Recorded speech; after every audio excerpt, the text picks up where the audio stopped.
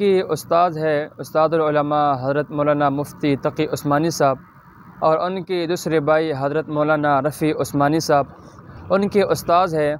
انہوں نے سنت کے بارے میں ایک واقعہ لکھا ہے۔ وہ شیخ صاحب فرماتے ہیں کہ لاہور سے بارات گئی کراچی کی طرف۔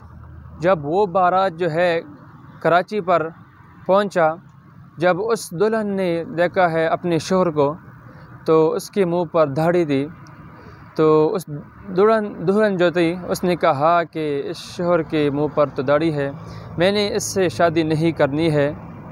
تو جب اس کے ماں باپ ان شوہر کے پاس پہنچے اور کہا کہ آپ جو ہے داڑھی کٹا لو اور 3 مہینے 4 مہینے کے بعد جو ہے آپ داڑھی رکھ دینا، تو اس نے کہا میرا ایک ہی شرط ہے، اگر میری داڑھی کٹانا ہے تو پہلا میرا گردن سر کو جدا کر دو، اس کے بعد میرا داڑھی کٹا لو، ورنہ اس سے پہلا میں اپنے داڑھی کو نہیں کٹا سکتا ہوں۔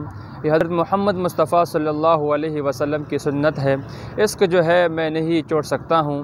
اب شوہر ہے، اس کے ماں باپ اور جو دلہن تھی اس کے ماں باپ سارے اکٹھے ہو گیا ہے، اور منتیں کرنے لگی کہ ہماری ابھی بستی ہے، ہم لاہور سے آئی ہوئی ہے، ہم واپس جائے تو لوگ ہم کو کیا کہیں گے، تو آپ جو ہے ابھی داڑھی کٹا لو، اور 3 مہینے جب آپ میاں بیوی کے آپس میں جوڑ ہو جائے گی تو اس کے بعد آپ داڑھی رکھ دینا۔ تو اس نے کہا کہ ویسا ہی بالکل نہیں ہو سکتا ہے۔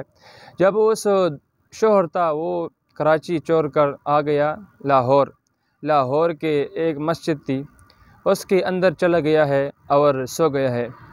جب رات ہوئی تو ایک آدمی کراچی لاہور کے جو سیٹ تھے وہ آ گیا، مسجد کے دروازے پر دستک ہوئی۔ جب وہ شوہر تھے اس نے کہا کہ آپ کون ہو؟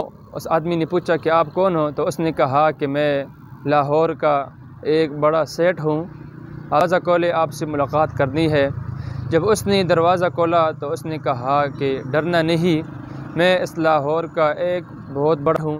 جب وہ شوہر تھا جو اس نے پوچھا کہ آپ پوچھا کہ آپ یہ کام کرتے ہیں؟ اس نے کہا بالکل میں یہی کام کرتا ہوں اور وہی آدمی ہوں۔ اس نے کہا کہ آپ ہمارے گھر چلے۔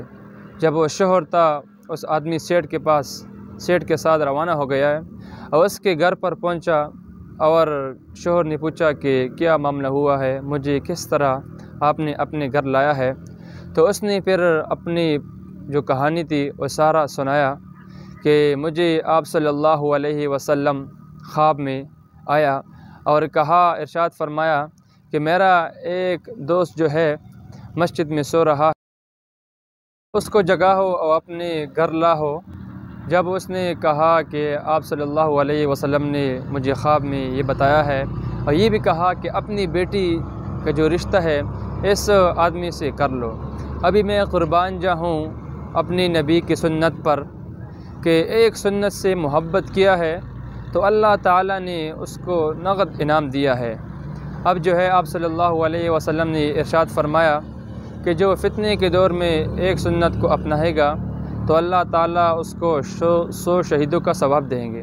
اور اسی طرح ایک بادشاہ کا استرخوان لگا ہوا تھا، 2 صحابی جب اس استرخوان پر گیا تو آپس میں روٹی کھانے لگے، استرخوان بچھایا اور روٹی کھا رہے تھے۔ ایک صحابی کا جو ہے منہ سے روٹی کھا رہے تھے تو منہ سے جو ہے لقمہ گر گیا ہے، اور اس نے استرخوان سے اٹھایا اور پھر منہ میں جو ہے ڈالا، تو ساتھ والا کونی اس طرح ماری اور کہا کہ یہ تو بادشاہ کا جو ہے دربار، اس طرح آپ کیوں کر رہے ہو؟ تو اس نے کہا کہ کیا بادشاہ کا جو ہے دربار ہے تو میں اپنا سنت جو آپ صلی اللہ علیہ وسلم کی جو سنت ہے کیا میں اس کو چھوڑ دوں؟ تو میرا بھائی دوستو، جو بھی سنت کو اپنائے گا تو اللہ تعالیٰ اس کو نقد انعام دے گا۔ تو ہمیں چاہیے کہ آپ صلی اللہ علیہ وسلم کے سنت سے محبت کرنی چاہیے۔ اسی طرح فرمایا کہ ایک جنگ تھا، وہ فتح نہیں ہو رہا تھا تو انہوں نے آپس میں مشورہ کیا کہ ہم ایک سنت کو چھوڑ رہے ہیں، تو انہوں نے ایک سوچا کہ کون سا سنت ہوگا۔ انہوں نے جب طے کیا تو ایک نے کہا کہ ہم مسواک نہیں کر رہے ہیں۔ جب وہ مسواک کرنے لگے تو وہ کافر جو ہے وہ دیکھ کر آپس میں کہنے لگے کہ مسلمان جو ہے ابھی اپنی دان تیز کر رہے ہیں، ہو سکتا ہے کہ ہمیں کہا جائے۔ اس سنت کی وجہ سے جو ہے وہ کافر بھاگ گیا ہے اور مسلمانوں نے وہاں پر فتح کر حضور صلی اللہ علیہ وسلم کے سنت کے مطابق زندگی گزارنی چاہیے، اور جو سنت کے مطابق زندگی چلے گا تو اللہ رب العزت اس کو کامیاب کرے گا۔ تو اللہ رب العزت سے دعا ہے کہ ہم کو سنت کے طریقوں پر عطا فرمائے۔ وآخر دعوانا الحمد للہ رب العالمین۔